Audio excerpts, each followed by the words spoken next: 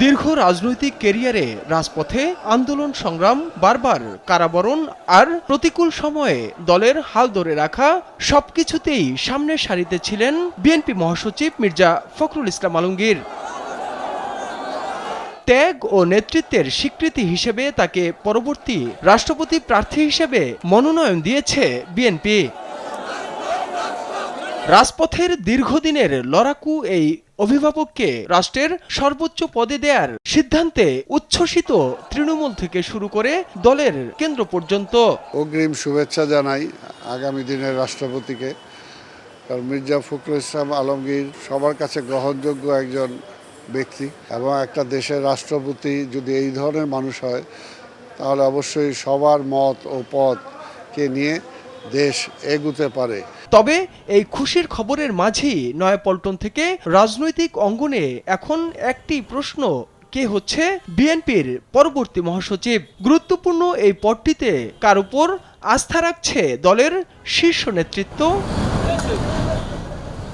আলোচনায় রয়েছে সিনিয়র যুগ্ম মহাসচিব রুহুল কবির রিজভী, যুগ্ম মহাসচিব হাবিবুন নবী খান সোহেল, স্থায়ী কমিটির সদস্য সালাউদ্দিন আহমদ, ডক্টর আব্দুল মঈন খান, নজরুল ইসলাম খান সহ বেশ কয়েকজনের নাম। তবে দলীয় গঠনতন্ত্র অনুযায়ী মহাসচিব নিয়োগের একক এখতিয়ার দলীয় চেয়ারম্যানের। আমাদের গঠনতন্ত্র অনুযায়ী চেয়ারম্যানের হাতে সমস্ত ক্ষমতা নিহিত।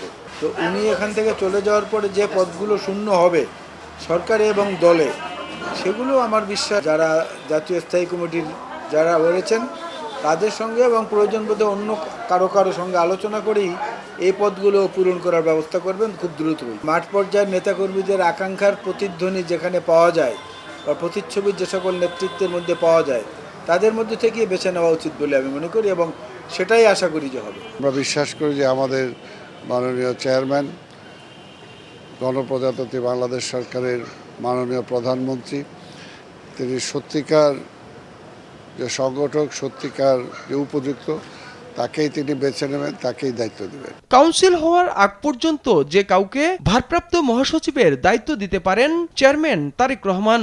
সেক্ষেত্রেও ত্যাগীদের মধ্য থেকে একজনকে বেছে নেবেন বলেও আশা করেন দলটির নেতারা।